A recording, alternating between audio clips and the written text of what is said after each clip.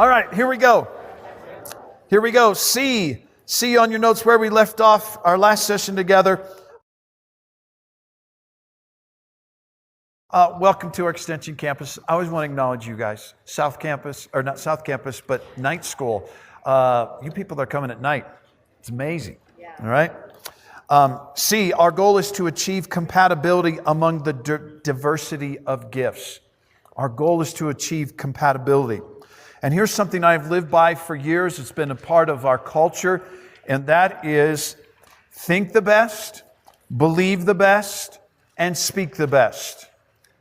We tend to think the worst, believe the worst, and speak the worst. It'll change your relationships when you think, believe, and speak the best. D, variety and diversity keeps you balanced. Variety and diversity keeps you balanced. Single-minded thinking will give you a lopsided team, a lopsided staff. And so I want diversity. I don't want everyone like me. And so you need a variety of race, age, personalities, education, hobbies, and interests. You need to expand your gene pool. Like the typical youth ministry, here's what the typical youth pastor does. Well, I need 18 to 22-year-old cool college guys and gals to lead the student ministry. Well, here's the problem with that formula. A cool guy and gal who is 18 to 22 thinks your 16 to 17 to 18-year-old sophomores, juniors, and high schools are hot, and they want to date them. And I mean, we had a no dating, no flirting, no policy, but I found some of my best youth leaders from my youth team were parents, were mature adults. I had this youth leader in Tulsa. His name was Bob. Bob has probably gone on to be with Jesus. My wife didn't have an active grandfather in her life growing up, so she has this mega massive heart for grandfather people. And so Bob took my youth ministry class as that was his second year ministry selection, was to take my youth ministry thing. And you had to serve in the youth ministry if you were there. And so here's what was amazing. Bob went on summer camp with us, and on the rocking chairs around the camp where we were, they had rocking chairs and they had checkers. I am telling you, Bob played checkers from morning till night. Kids lined up to play checkers with a grandfather. I will tell you this, at another summer camp, we're having a off the high dive, not just a low dive, 3 or 4 feet above the water. It was about 15 feet above the water. We're having a high dive belly flop contest. It's a night, it's after our big blowout service, and we're having a big luau out by the pool. We're grilling hamburgers and hot dogs. We've already had preliminaries, and we have the top 5 finalists, and we've got scorecards and judges, and there's about 400 teenagers that are chilling, flop, flop, flop. Bob, 83 years old. I see him on the board. I'm like, who let him up there? I'm on the radio. Hey, somebody, get the paramedics. Get the paramedics now. Bob goes to the end of the board, does a gainer, flips himself backward off the board into a perfect belly flop, and kicked all the teenagers' tail and won the belly flop contest.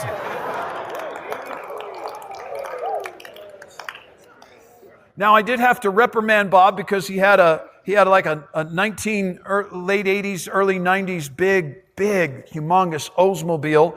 And he loaded up his car with probably 9 teenagers because they were going from one part of the campus to another. And he had 3 or 4 kids sitting on the trunk and 3 or 4 kids sitting on the hood.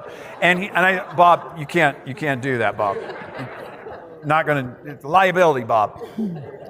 Okay. Number 3, no more stories. Keep going. Number 3, private parties. I have to do it myself. This is probably one of the top mistakes that I see leaders do. I have to do it. It was the Moses mistake, was recorded in Exodus 18. We've already talked about that. And B, your ministry will never grow in quality or quantity beyond your leadership base. Here's some lessons Moses learned. Whoever attempts to take all leadership responsibility upon himself will surely wear out. In verse 21, the goal is number 2, select people to be leaders who are able, God-fearing, and full of truth. Number 3, God promises leaders the ability, in verse 23, to endure if they follow the prescribed path.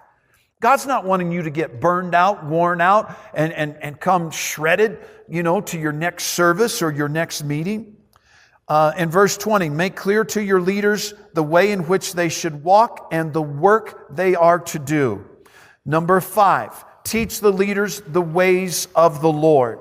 Teach them the ways of the Lord. Number 6, the load, here's the result. The load will be lighter and the leaders unified when they bear the burden together. They will be unified. And last, number 7, all that is required is obedience and the people will go to their places in peace. Verse 23. Those are the laws and principles of working together as leaders. And then in Acts chapter 6, we have the 7 to serve. The first priority is someone of a good reputation. Too many times we say, are they full of the Holy Ghost? No, that's second. Are they a person of character? Are they a person of integrity? Are they a person of good self-discipline and self-control? And then, are they full of the Holy Spirit and power? Okay? So the first part is someone of a good reputation. Number 2, what was the problem? People were being neglected. Number 3, what was the answer? Oh, I didn't think that was a blank. I'm sorry. People were being neglected. Number 3, what was the answer? Putting more people into ministry. Ministry. Reputation, neglected, and ministry. Number 4, who was helped? The people were helped. The leaders were helped. And the purpose was helped. Number 5, what were the results? Increase, growth, salvations, and commitments. Okay? C, what do? You delegate, and you delegate. And here's the problem. Most people want to dump, not delegate. Here is delegating. Hey, here is the task. Here is the goal. Here are the tools that you will need to accomplish this. And here is the time frame I want it done. Dumping is, go fix that. Well, how do you want me to fix it? Just go take care of it. Well, the way I might take care of it and the way you might take care of it could be two different things. Put a sidewalk in between here and the pond. Well, what I'm thinking is, I want the stone so it looks natural. You're from New York. You're from Manhattan. And you lay a 12-foot concrete sidewalk going from here to the pond. Well, you told me to put a sidewalk in. I did. I think a lot of people are going to want to go to the pond, so I made it big and wide. No. I just wanted... See, now you're mad at your employee because of your failure to give them the directions to accomplish it. Okay? Simple steps to delegating. You've heard it, you've seen it, but let's live it. I do it and you watch. We do it together. You do it and I watch you. Now you do it on your own. Now you do it and somebody else and they watch you. You begin to reproduce that and begin to teach them. As a leader, you are never too good to do anything. Lead by example. Lead by example. Number 4 barrier is publicity. This is what we're infamous in churches doing. Hey, anybody want to help? Anybody want to help us with our youth? Anybody? And then you get Eeyore. Yes, I'd like to help with your kids. Where do I sign up? And they smell like a chimney, and you're like, ooh. So a good coach gets his best players by personally recruiting versus open tryouts. B, most people are intimidated by lengthy commitments. Pull them in for an activity and then pull them in again. So here's what I would do in student ministry. Anybody interested in youth ministry for a potential thing? Here's what I do in youth ministry. I've got a big event. I've got an all-night party. I'm taking kids to an amusement park. I'm doing something, a big Friday night thing, a fifth quarter party. And so I need some help. So I would look and find the parents that were cool with their kids. that weren't, helicopter parents or the term lawnmower parents, that are just kind of, I'd go, hey, Mr. and Mrs. Smith, would you help me just on Friday night? See, if I go to them and say, hey, would you like to sign up and become a youth leader for the next 12 months in our youth ministry? They're going, oh, no, I don't think so. So then I would say, and they go, I don't know. Hey, it's just this one time. And so I just need help Friday night. I need an extra hand. Yes, they would come. And then I'd go to their teenager or two that were in the youth group and I go, hey, your mom and dad's here. It's cool. You got cool parents. Just pretend like they're not your parents. All right, just cool. And then after the event, I'd go to the teenagers. That wasn't so bad, was it? Then I'd go to the parents and I would say, hey, thanks so much for your help. And watch, you don't just throw the line in the water and then just go, no, you throw it in the line, you get a nibble, and you start to just pull that fish in. So then I say to the people that just helped me with that event, I'll say, hey, man, you guys were so awesome, man. You really jumped in there where you really helped out. Man, that was so cool. Could I call on you again when I have another event? And maybe they're, we'll think about it. And then I catch them on Sunday. Hey, would you think about that? Yeah, if you need some extra help, we talked to our kids. They were cool with it. Okay, the next event is coming up in 2 weeks. Could you help us with that? And then they help with that event. And I'm like, man, you guys are really meshing in. Why don't you come and visit a Wednesday night youth service? And I just slowly start to reel them into the boat. Okay? Barrier number 5 is perception. Perception. Where's the fire? Fire plus smoke equals interest and attraction. Fire plus smoke equals interest and attraction. Does anyone else chase fire trucks? Guilty. I want to know what's going on. I see smoke. Kim, let's go. She's like, I don't care. Let's go see what's happening. All right? It's curiosity. All right? So here's the reality. What is the perception of your ministry by the people in your church? So here's one of the mistakes I made as a youth pastor. All the videos, when I was young and dumb, all the videos I showed in the adult service were the whipped cream in the face, all the funny, all the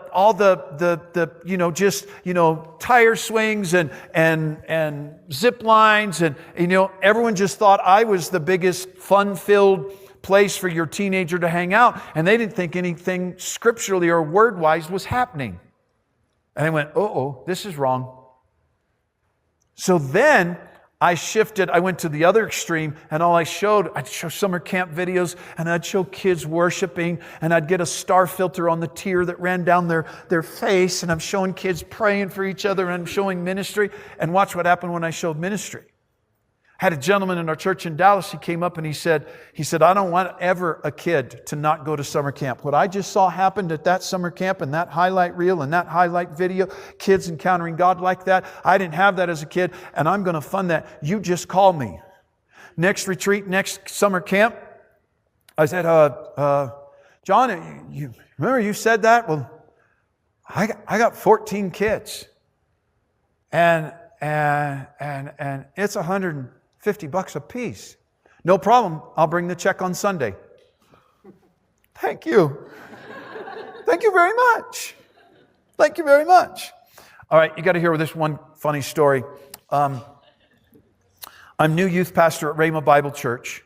I work for Pastor Kenneth Hagin, known as Junior, but Pastor Kenneth Hagin. Brother Hagin, Senior, is still there in the 90s, still doing his ministry thing. And so I would see him on Sundays in the green room, and before and after services, I'd see him and Aretha, and it would just be, hey, Dad, everyone just called him Dad Hagin. Hey, Dad, good to see you.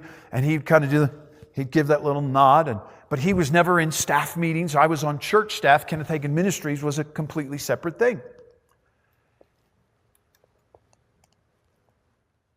Secretary buzzes in. She goes, Dean? No, it didn't even buzz in. 101 extension in our office phone system, 101 is executive office. I think 101 and 102. Anyways, I see that it is Brother Hagin, Kenneth Hagin Sr.'s extension is calling me. I don't know how well you've heard of his stories, but I've been around him for years, and he'd always talk about, Stories of how God would show them there was a dark cloud over somebody, and God would give them a word that they're going to die, or that they need to, and I saw his number, and I'm like, in 3 years he's never called me. Dear God, I repent of I don't know what, but dear God, why is he calling me? Hello? Brother Dean. Yes, sir. Your summer camp's coming up. Yes, sir. Yeah, I saw it yesterday in church. Yes, sir. You mentioned that you still need some sponsors. Yes, sir. How many do you have left? 1 second, sir. 9? Aretha and I will cover those. And every year he would call. No one knew, none of those teenagers knew that the head of the entire organization was sponsoring them to go to summer camp. Isn't that cool? Anyways. All right. B, what is the perception? C, people will become interested in helping you with your vision if they see something exciting going on. You gotta create interest there. Your area of ministry needs to be visible to the church on a regular basis. If it's children's ministry, go to your leader, go to your pastor and say, hey, I want the kids to do a special music or do the children's choir to do a song. Hey, I would love to do announcements. I want to cast vision and get that ministry exposed before the church. Barrier number 6 is priority. Priority. Why is it so important? Why is it so important? Here's the statistics vary by a few degrees. Here's what I have heard. 90% of those saved do so by the age of 18. 86% of all people saved do so by the age of 16. Why is children's ministry and youth ministry so important? Because that is prime time. Get them saved. Their hearts are open and receptive to the things of God. They haven't been burned by the things of the world, the relationships. And so that's why we put so much emphasis in reaching them. And so you have to show them the necessity, urgency, direction, and vision for ministering to teenagers. Let me give you an example. Sorry, camera people. 1, 2, 3, 4, 5, 6, 7, 8, 9, 10. Would you 10 people please stand up? And if you can go to a wide shot, as wide as you can, you 10 people please stand up. Okay? As much as can you get them in the shot? So there's 10 people here. So here's what I do about once a year to my church. I go over here to Nate, and what is your name? Wendy. And I say, Nate and Wendy, the two on your left, my right, welcome to the kingdom of God. Nate and Wendy in Colorado Springs represent 20% of the people that go to church and are demonstrating a walk with God. The other 8 of you, I'm sorry, you are doomed for hell. And so I'll stand up 10 people on the stage and I'll say, these two, when you go to Walmart, when you buy groceries, when you go to the soccer field to drop your kids off, when you go to the gym to work out, you need to know, let's just give one more. What's your name? Aspen? Aspen, you made it into the kingdom of heaven.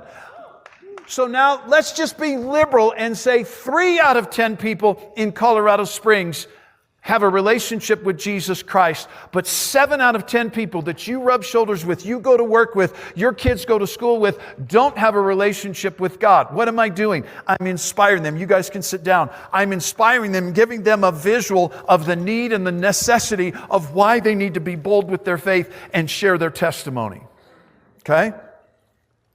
Number 7 is the prize. What people want to know, what will it do for me? If you're going to get them on the team, you got to say, here's the win. So A, what are the benefits, joys, and victories of impacting someone's life and being a part of this team? B, are they looking for fame or fruit? I have a lot of people that want to say, man, you need somebody on the worship team? You need somebody to play the guitar? Man, I love to be on the stage. I love the lights. I love the smoke. I love it. Oh, yeah. That's great. Will you pass out bulletins? Well, that's not really my gift. That's not really my call. Can I tell you guys how to approach the church where you're going and what you're doing? Don't go in and say, hey, this is my gift, this is my call. You want to become the most valuable volunteer, the most valuable member in any church that is represented of any church here, is you go to the leadership, the pastor, the associate pastors, and you say, you know what? I really enjoy this, but I want to serve where you have the biggest gap or the biggest hole. Thank you so much. You aren't coming in saying, make a way, here's my gift, make room for my gift. You're coming in and saying, hey, I want to serve and I want to help you where there's not room. And I want to help you. I want to do what other leaders don't want to do. And you become the cream of the crop. Okay? Barrier number 8 is poor communication. I can't read your brain. Poor communication will hurt your team. So A, communicate your expectations. Here's how you should act. For my pastoral staff members, I ask them to sign a lifestyle agreement. It is defined in advance before they come on staff, and we identify and say, can you subscribe to this lifestyle agreement?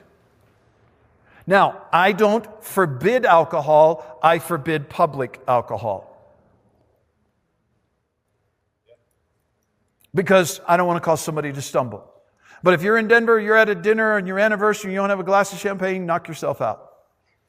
Now, they know my heart about what I just shared in the last hour. They know where I'm coming from, but I'm not going to make that an absolute. But it is listed in there that you will not partake of any illegal drugs, or in our state, legal marijuana, that you are going to refrain from partaking of those things. And then if you're on my pastoral staff, you agree that all of your electronics will have covenant eyes on it. Those of you that are struggling with pornography, put covenant eyes on it. Doesn't limit where you can go, although you can get that will stop you, but it sends to your accountability partner and to your spouse, if you so desire, all the websites that you attended and that you looked at on your phone, on your iPad, and your computer, and all of your electronic devices, and it costs like a whopping $6 a month. Okay? So don't say, I can't afford to. Okay. B, communicate the vision. Where are you going? Communicate the vision. C, communicate the correction. Here are the areas that need to change. Now, this truly happened to me. I'm speaking to about 1,000 teenagers. And I'm standing up here, and there's a couple junior high girls just down here. They're being rude. They're just, and they're just talking, and they're giddy, and it becomes such a distraction. I actually walked down the steps. I won't for the camera say, I walked down the steps, and I said, girls, what is so funny? And of course, my staff played it back many times over, and thank God it was before social media days. One of the girls, and it picks up on my microphone, she goes, your fly's open!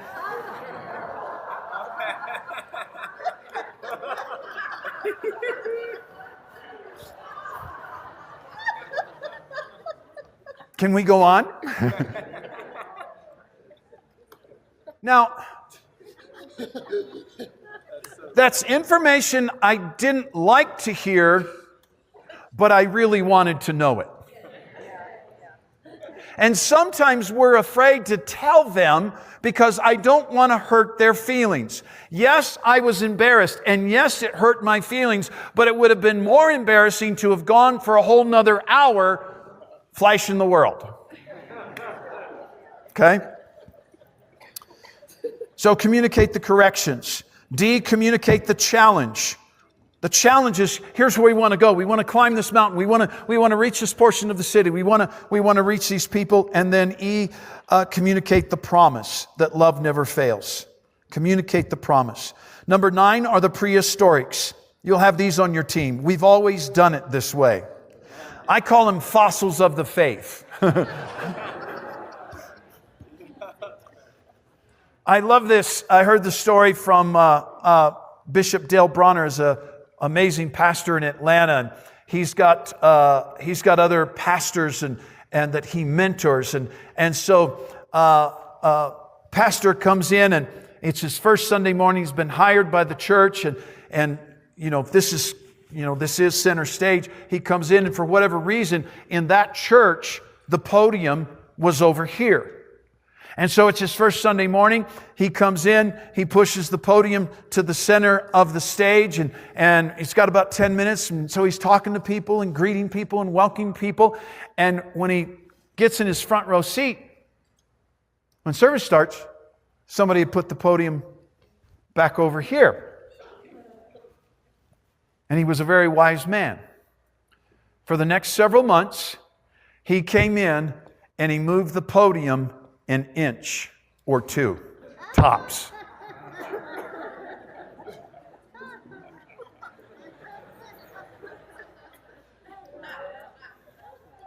Within 4 months, 6 months, I don't remember the number, he has the podium where he wants it. Okay?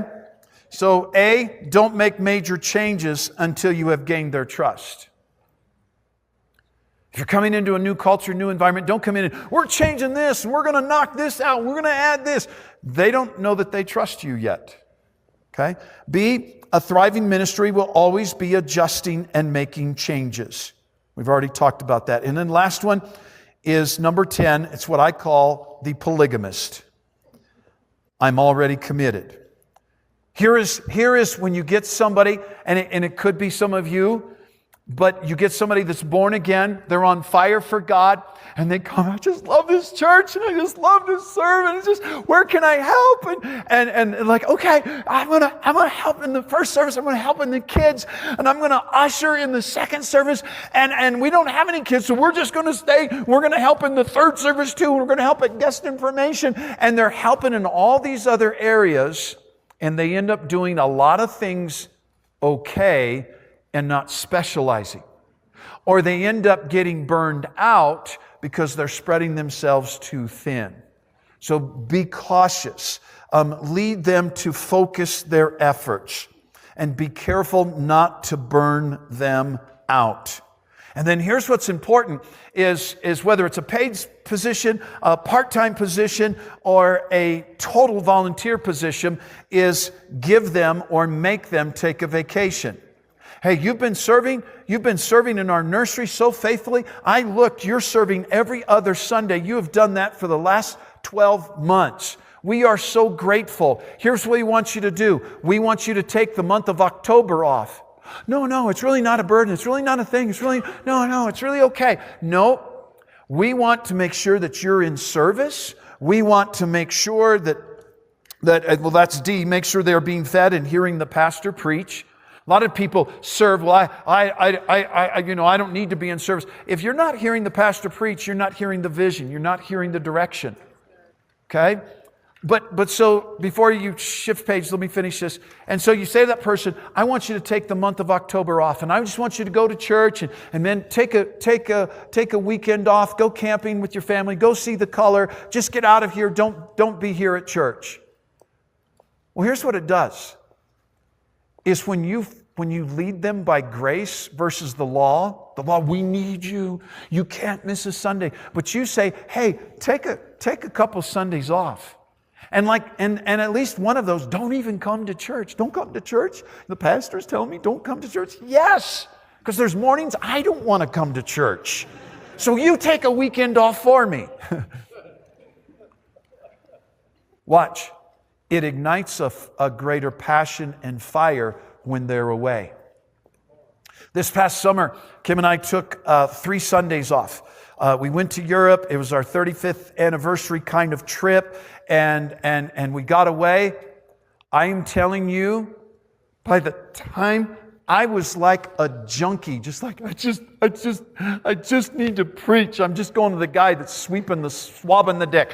Dude, can I tell you, I just got to share this revelation with somebody. I was just like, I got to preach. I got to teach. I need a hat. And so getting away makes you value what you have a little bit more, gives you, kind of rekindles that fire. You see the everyone makes a difference with the broken typewriter that you see there on the bottom of your notes, that we replace the E with the X, and you can read that. Let's shift gears now. You don't have any blanks to go. We've got, I see 19 minutes left. I just want to give you a big overview, hit some of the highlights of this last section as we talk about it. And looking at the book of Nehemiah, we talked about him earlier in the class, but I want to just give you, he's got some amazing leadership things that he accomplished. And so let's just begin with number one.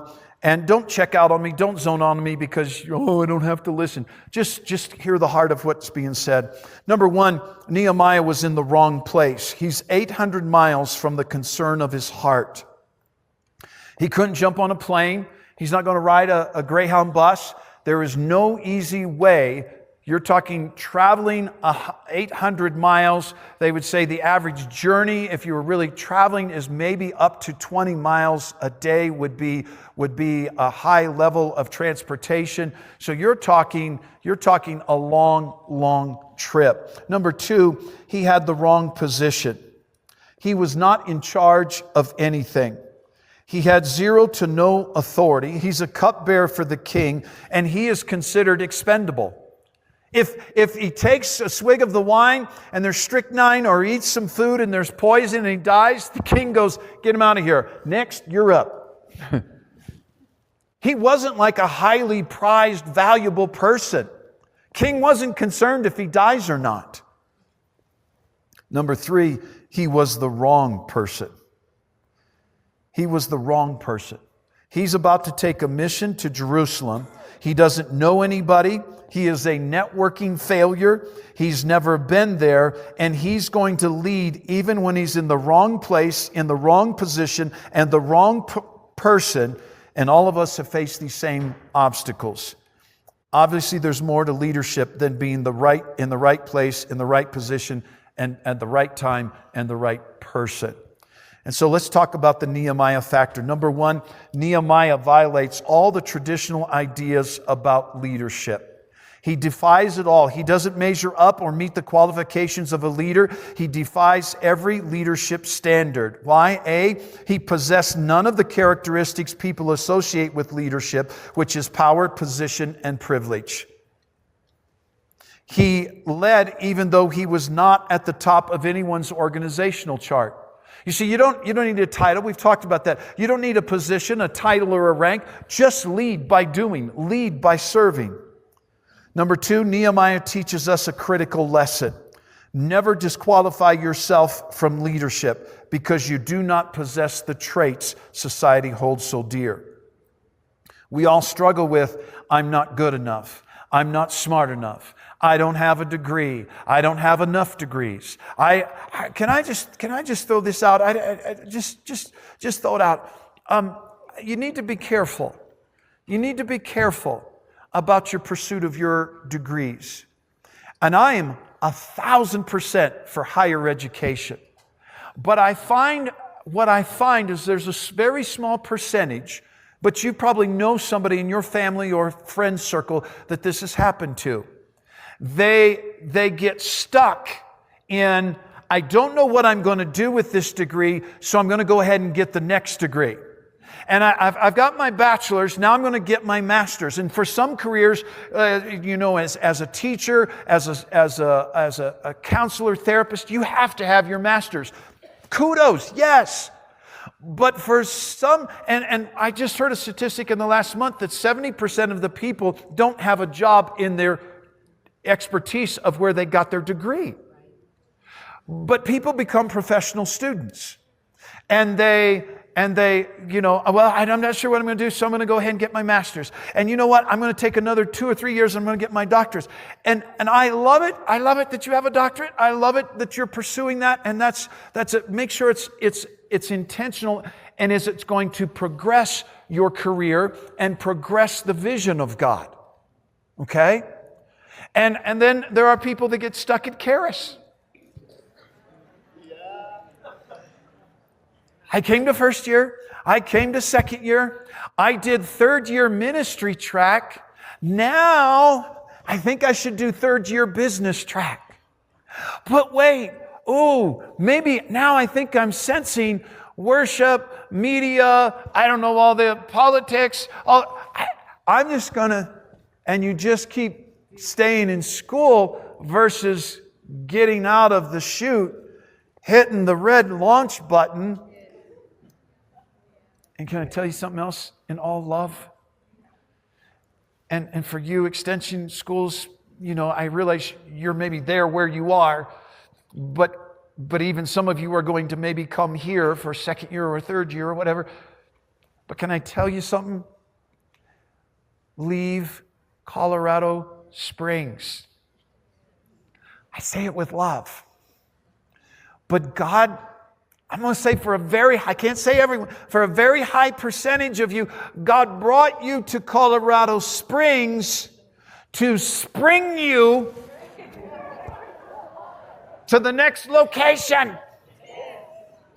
To go back home, and I don't want to go back home. It's dead and it's dark and there's no good church. Yes, and that's why you're going. The light shines the brightest in the darkest spaces and places.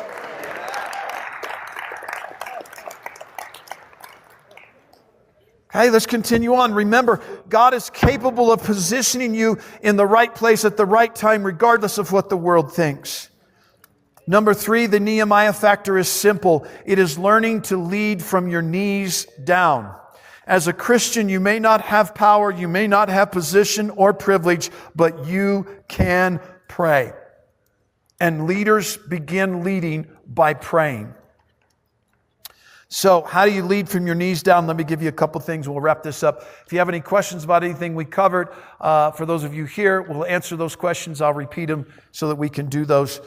Here we go. Prayer doesn't seem adequate given the degree of the problem at hand. You may think, what's the use? James chapter 5 says, the effective fervent prayer of a righteous woman has great and wonderful results. When you pray, things happen. Things make a difference by your prayers. Number 2, other people will not see the value of prayer given the circumstances, so you'll receive little or no support. When you say, let's tack this in prayer, let's go and intercede, let's get a prayer group together, you're going to get a little, okay, I'll go. It's not going to be like, yes, let's pray. Number 3, if you can't lead people in prayer, you won't be able to lead them in life.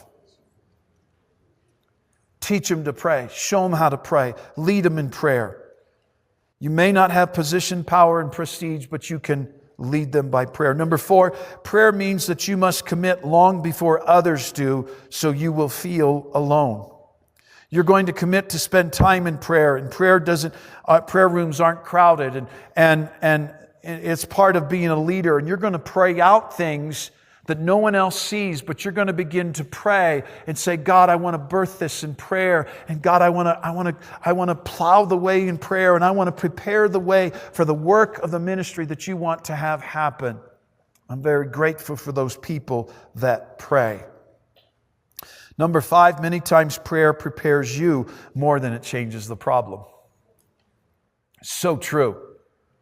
I go to God, you're going to change this, you're going to stop that, you're going to fix this, you're going to fix that. And He goes, if you'll change your attitude, it'll all be better. Let Him change you. Number 6, when you lead in prayer, no one is going to see it. So don't get frustrated when no one thanks you for it. What is sown in secret will be rewarded openly. Number 7, prayer is where leaders handle the emotional turmoil of life. It is why they appear confident in public. Why can we be confident? So back in 2011, we've been as a church in leased facilities since 2004.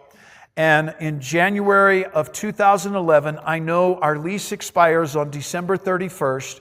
And I'm in prayer. I'm seeking vision for the year. God, what do you want us to do? What's our next step as a church? And I hear very clearly that God wants to firmly plant us as a church in Colorado Springs, and He wants to give us a permanent facility. So I stand up with boldness, about February in our annual report and Vision Sunday. And I said, hey, how many of you are tired of setting up and tearing down every Sunday? Whoa! How many of you want to have our own facility? Whoa! I believe God has spoken, and this is the year that we are going to find, lock and load, have a permanent facility, a permanent home, a place that Rock Family Church can call their very own. And I shout that out. And it's easy to shout that in this year it's going to happen. Until September comes.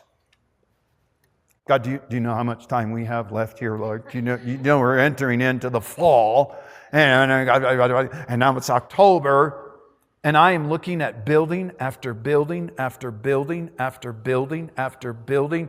I looked at probably 20 buildings, looking to buy a building, looking to lease a building with the option to buy. I don't want to move again. I want to find a building. I looked at the east side, south side, north side, west side, Middletown, uptown, downtown, anywhere there was a building that I'm like, I told my realtor, I'll go look at it. I said, maybe this is God. There were probably 6 that I thought, maybe this is it. And the building we're in on just off Woodman and Rangewood, they'd been asking $5 million for. And I can't afford that. And so we had looked at it earlier in the year, had that little nudge on the inside that says, see if they'll do a lease with an option to purchase.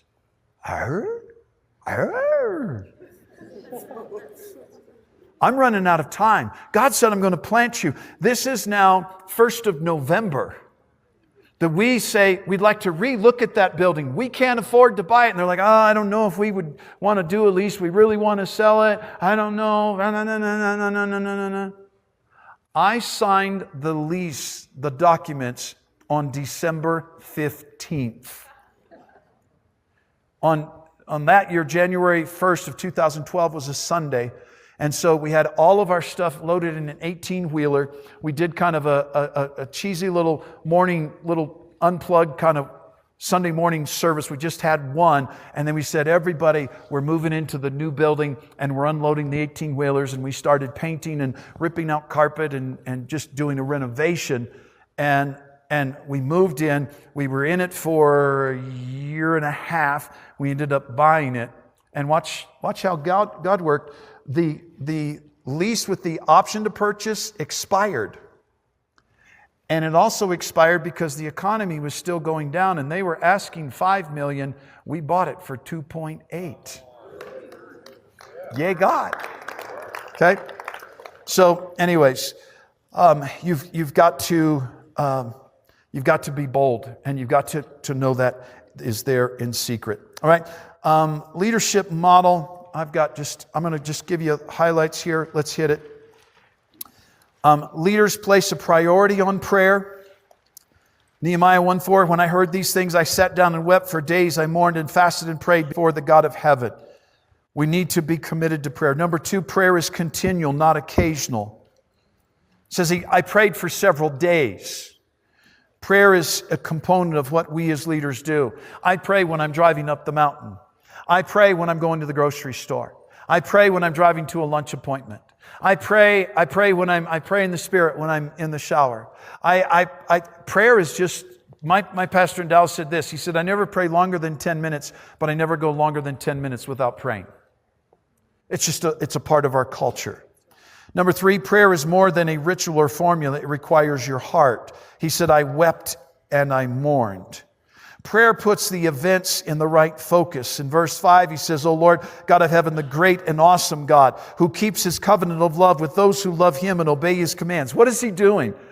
He's aligning the God, I'm aligning my prayer with you are the God that can do the impossible. You're the God that is more than enough. He's aligning his prayer and setting his faith in God. Number 5, leaders don't play games. They are honest and transparent. Nehemiah said, hey, we've sinned. We've blown it. We've messed up. And I'm not going to pretend like we haven't. We, the children of Israel, the children of the Most High God, we need to get our stuff together. Number 6, they remember God's promises. You see it there in verse 8 and 9. Remember the instruction you gave your servant Moses. If you are unfaithful, I will scatter you. But if you return to me and obey my commands, then even your exiled people are at the farthest horizon. I will gather them from where they are and bring them to the place I have chosen as a dwelling for my name. And number 7, be clear about what you need. Be clear about what you need.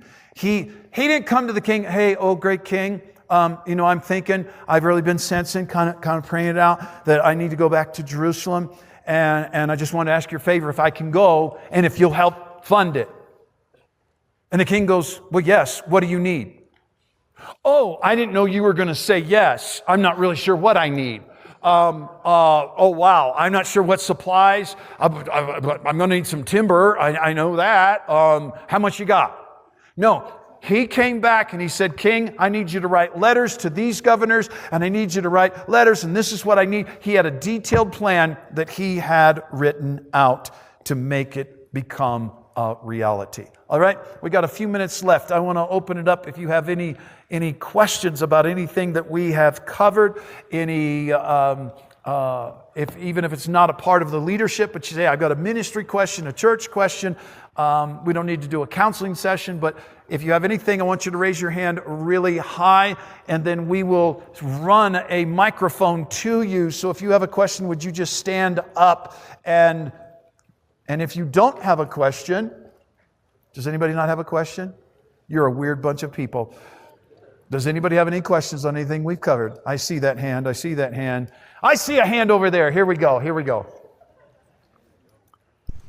Management by objective, visions, dreams, steps to reach your goals. What do you think?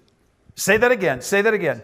Management by objective, knowing what you're doing, your steps to reach what your So a strategy. Strategy. How do you go about that? What is when the Lord tells you to do something, what are the steps you use? That I can answer. When the Lord tells you to do something, what is the strategy, the management, the steps, the process to get you there? I would say I'm probably pretty normal in that I paint the biggest picture of what I see and feel God wants us to do, the ministry He wants us to develop, and then I start dissecting it, tearing it apart, breaking it down piece by piece by piece. So I'm in the middle right now of coming up with by January 1st of 20, I won't say what year because who knows what year you guys are watching this. By January 1st of the year, I am developing and I am writing a 10-year plan for Rock Family Church.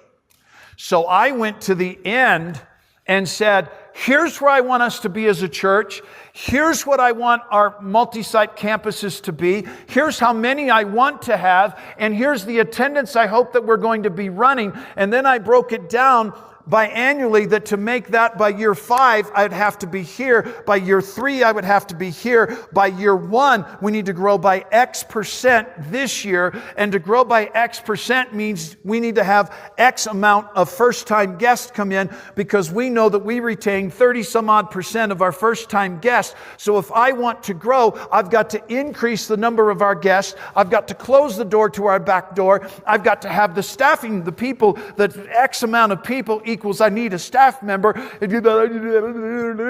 You with me? It is work. It is work. But if you do it right, you come all the way back down here to first quarter, January, February, and March, and you have specific steps, goals, and strategies to do for that quarter, to do for the first 6 months.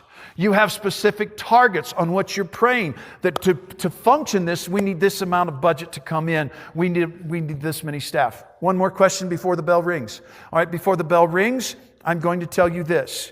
Do not comment. Do not make anybody else in this building know anything else. Just receive it, just listen to it, and just absorb it. Your exam is due. For those of you here in this class, Extension Campus will tell you when it's due. They've let me do this, and no one has told me I haven't for the last 6 years, so I'm just going to do it again. Shh. I don't want you to be tempted to sin, because when you have an at-home test, I know you're tempted. And you're like, oh, I know this. Oh, there's my book over there. If I look in my book, I sin, and and I don't want you to be tempted to sin. And so if you need help from your book, just open your book and look in your book. I release you. Be free. Okay? We will see you next semester. Come visit us at Rock if you don't have a church home.